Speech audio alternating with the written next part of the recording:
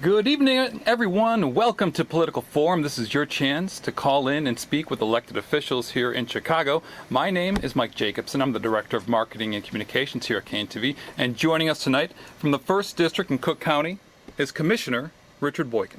Good evening, sir. How are you? I am doing wonderful, Mike. Thank you very much for having me on the show tonight. Wonderful. So, all right, folks, for the next 25 minutes, this is your chance. If you have a question, comment, or concern for Commissioner Boykin, the number is at the bottom of the screen, 312-738-1060. That's 312-738-1060. And please tell your family and friends that they can also watch online at cantv.org/hotline. So, Commissioner Boykin, once again, thank you for coming on tonight. For folks who don't know things about you, why don't you let people know, like, who you are, and tell us, a little about yourself. Well, I'm Richard Boykin. I'm honored to be here tonight. I was born in Jackson, Mississippi, raised here in Chicago, attended Chicago Vocational High School, played football, went on to a Central State University where I went on a college scholarship, left there, came back and taught in the public schools for a year here in Chicago. And then I went to law school at the University of Dayton School of Law. Upon my third year in law school, I actually had the opportunity to do an LBJ internship with Congressman Bobby Rush. And then after that, I did a Congressional Black Caucus Fellowship with Senator Carol Moseley Braun, the first African-American woman elected to the United States Senate. And then after that, I had the opportunity to join Congressman Danny Davis's staff in 1996. As his chief of staff. Wonderful. Well, it looks like already that people have been listening to us, and we have a caller. So, caller, are you there? Hi, I have a question about a big issue facing Cook County, which I know has to do with the incarceration of the mentally ill. I saw a recent documentary that talked about how, I think, Cook County, the Cook County Correctional System is the largest mental health provider in the country, and I know as Sheriff Tom Dart is a big proponent of trying to transition people out of prisons and out into getting help actually in the neighborhood so they don't end up back in prison too. It's just such a big problem, but where do you think that we should start, and what are some possible solutions? I want to thank the caller for his thoughtful call and say to him that this past November in the general election, we actually had a referendum on the ballot that called for more funding for mental health services in the state of Illinois. It was a Cook County referendum. We caused it to be placed on the ballot, and I'm proud to say that the voters overwhelmingly approved it. We got 1.4 million plus votes on that mental health referendum that was on the ballot. And I'm also proud to say that I think that when the voters speak up and when they speak out and when they stand up and be heard, elected officials respond. Just yesterday, Mayor Rahm Emanuel, who had closed 6 of the 12 mental health clinics in the city of Chicago, actually put $750,000 back into mental health programs to work with community organizations. While that is not enough, it is a good step in the right direction. We must keep the pressure on. Also, mental health is under assault and under attack by Governor Bruce Rauner. I met with with the governor about a month ago, and I said to him, under no uncertain terms, please, whatever you do not cut mental health funding, and do not cut substance abuse funding. What happens when you cut mental health funding and substance abuse, you wind up having folks commit crimes and go to Cook County Jail. And the caller is right. Cook County Jail is the largest mental health institution in the United States of America, according to my good friend Sheriff Tom Dart. We have fully a third of individuals who are suffering from mental health illness and in the Cook County Jail. I'm often told that the greatness of a nation is judged by how well we treat our seniors, how well we treat our children, and how well we treat those who are suffering among us. The reality of it is that right now we're not doing a good job of treating folks who are suffering from mental illness, and we must do a better job. I'm proud to say that I'm standing strong with Sheriff Tom Dart and making sure that folks who are actually coming out of prisons have an individual who's going to be able to track their progress and make sure that they're taking their medications so that they don't recidivate or come back to prison. So we're working on that issue. It's an important issue, not just for Cook County, but for the entire state of Illinois. And I urge the caller to stay involved. I have a task force on mental health that I encourage people to become a part of. Things don't happen with just elected officials. They happen from the public and from the ground up. I believe in the government that the founders and the framers talked about, a government by and for and of the people. Thank you for that call, caller. So now let's go back and let's take a step back and so people can learn a little bit about you and how to get in contact with you. So there's a couple of ways that people can get in contact with you. You have a couple offices. You have your office in downtown Chicago at 118 North Clark Street, room 567, and you have your email address at richard.boykin@cookcountyil.gov. And you also have, you want to make sure that people know, you also have your district office, which is over in Forest Park, Illinois. So folks who are possibly, if you're not in Chicago, but if you're driving around and you're near Forest Park, you can also visit the Cook County Commissioner there as well. And also, one last thing is I want to let people know, like, exactly, if you can talk about, what's your district, what involves in your district. We got a map right here for it. So the district, the first district, there's 17 Cook County Commissioner districts. The first district actually represents 60% of the west side of Chicago. I like to say we start at Homan on the east end and we go all the way to Hillside on the west end. And in parts of the district we go way up north in the 29th Ward, Grand and Narragansett up in that area. Mm-hmm. And then we go over to Roosevelt Road on the other end. Now, I also like to talk about the district in terms of communities. So we represent part of the Lawndale community. Mm-hmm. We represent parts of the East and West Garfield community. We represent the 29th Ward, which is considered the Austin community. And we represent Galewood up in the 36th Ward. And then we have a number of suburban communities that we're fortunate to represent, and they are Oak Park, Forest Park, Bellwood, Broadview, Maywood, part of Westchester, and part of Hillside. And speaking of one of the neighborhoods in Chicago, Austin, and Austin's been in the news lately, for the homicides. In fact, I believe in the first quarter of 2015 that they led all neighborhoods in terms of homicides. So talk about that and talk about, because you're looking at possibly some help through the Cook County Sheriff's Office. You're exactly right, Mike. What we've done is we've written a letter to Mayor Rahm Emanuel on Tuesday and had it faxed to him.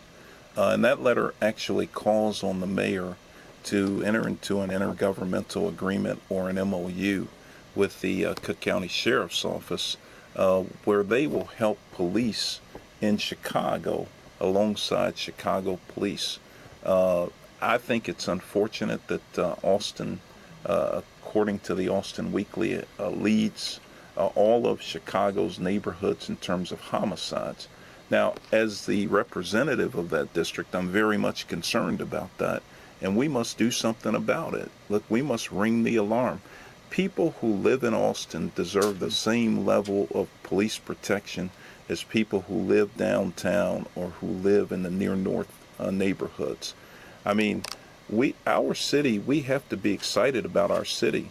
And the reality of it is that when parts of our city have been ignored and have not been invested in, I mean, I think you have the consequences of violence and things that you see coming to fruition. So I've asked the mayor to ask the sheriff's police to come in and provide some policing. Let me say this about that. I met with Cook County Sheriff Tom Dart earlier today, and he told me that, as Cook County Sheriff, he can police anywhere in Cook County, which happens to include the city of Chicago. So he's coming in and he's going to work with CPD, Chicago Police Department, in some areas. Now, I got his commitment to come into Austin today. And so I've also talked to Commander Betts from District 15 of the Chicago Police Department, and the Sheriff's Office will coordinate with his office, and we will get some joint policing in the Austin community. I'm proud to announce that on this program, that's going to happen, and we're excited about it. I want to see it happen, on a long-term basis. This is a short-term kind of fix. The long-term fix has got to be a jobs program.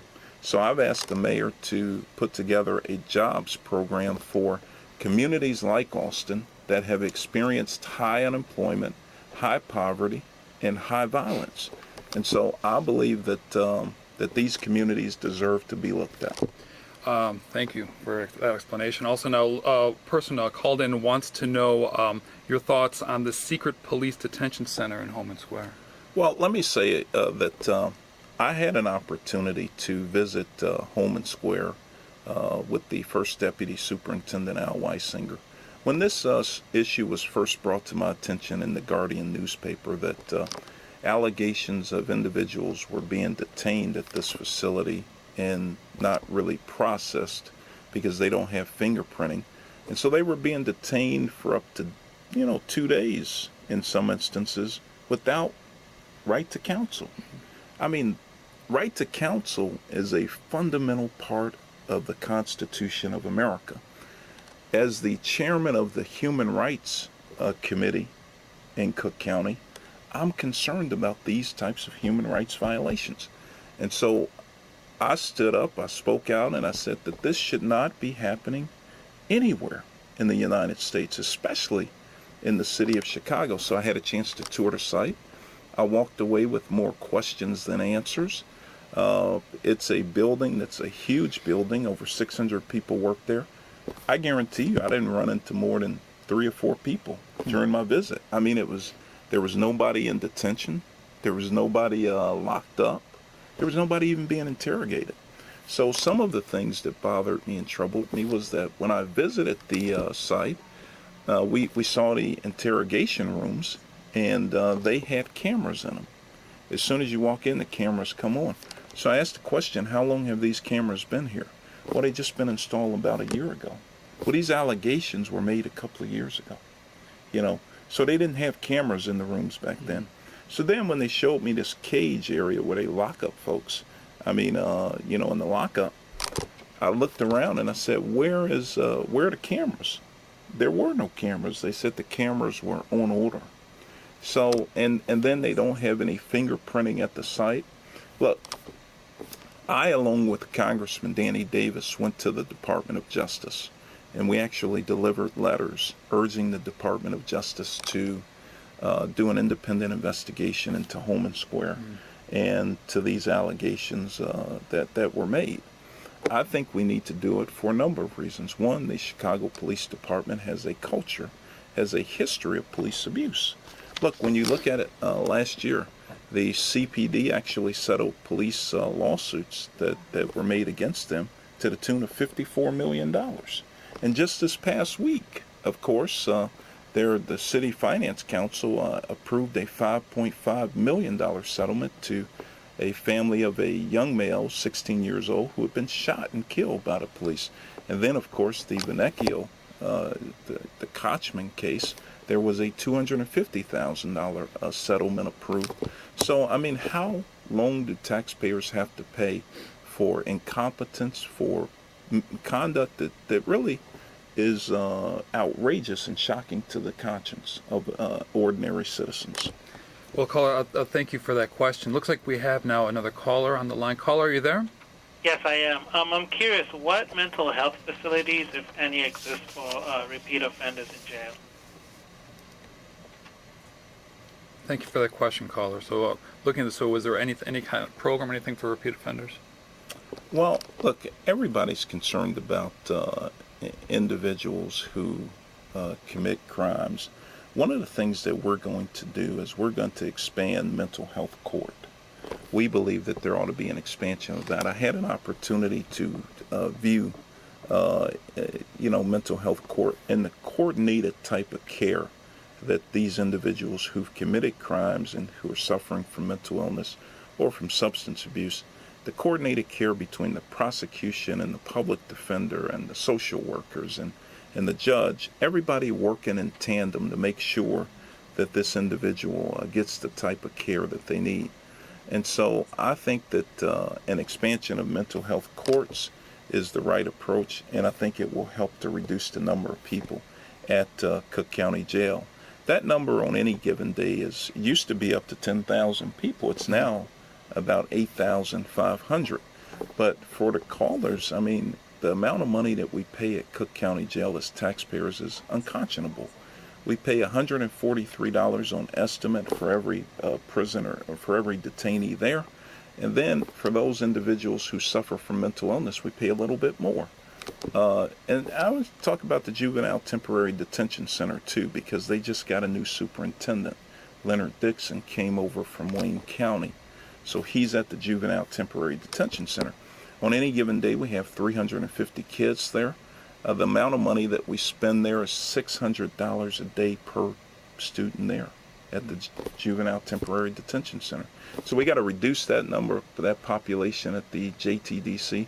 We got to end the prison to pipeline notion, and we got to reduce the numbers at Cook County Jail.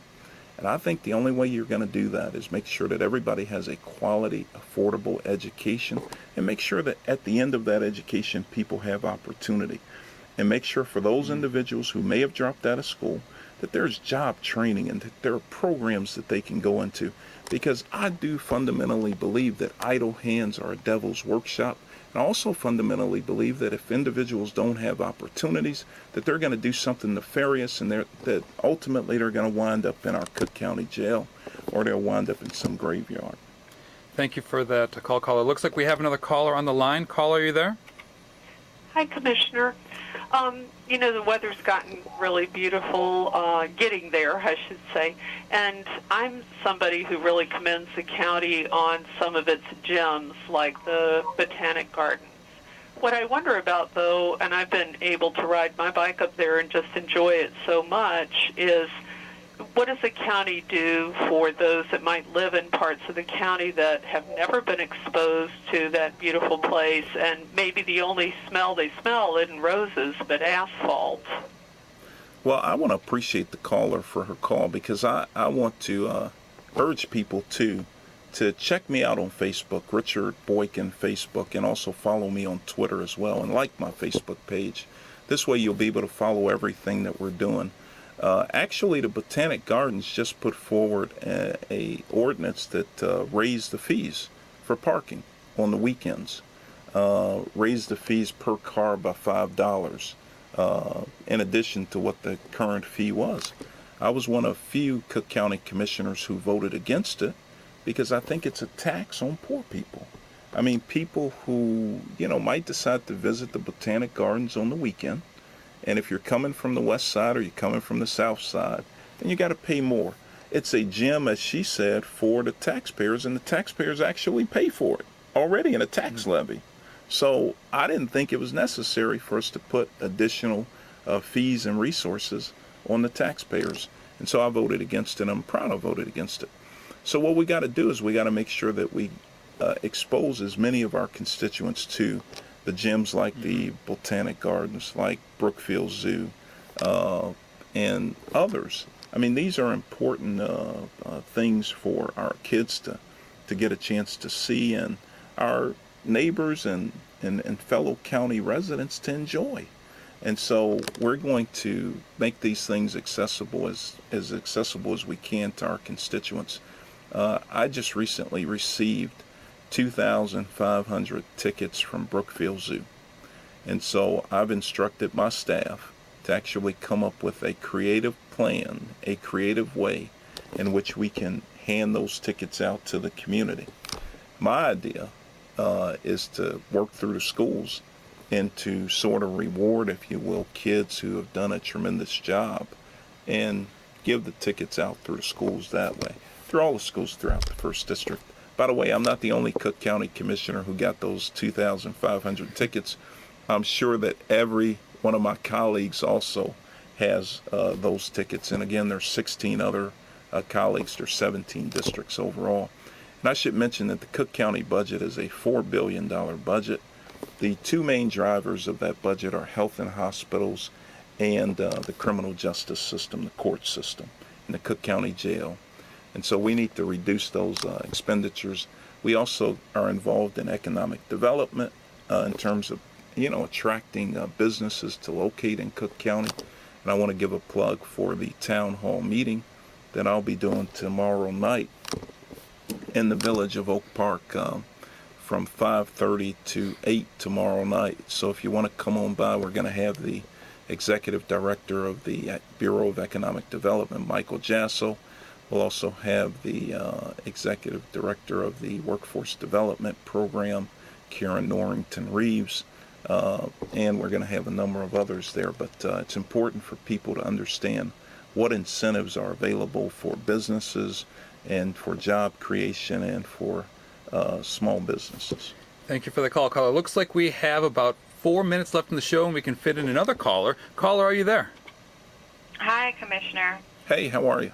Good. I noticed that low-wage workers around the country are fighting for an increase in the minimum wage, and I know that the state and federal and city governments can implement their own minimum wage, and I was curious about what role does the county have, and does the county have the authority to set a minimum wage? I suppose that the county has authority to set wages, yes. And so, you know, I know that we're working right now feverishly with the labor unions. The labor unions are currently working, without a deal. I mean, they haven't received a raise in the last 3 years. And so we're working with all of the labor unions to see how we can increase those salaries. And so I agree with the caller. I support the increase in the minimum wage.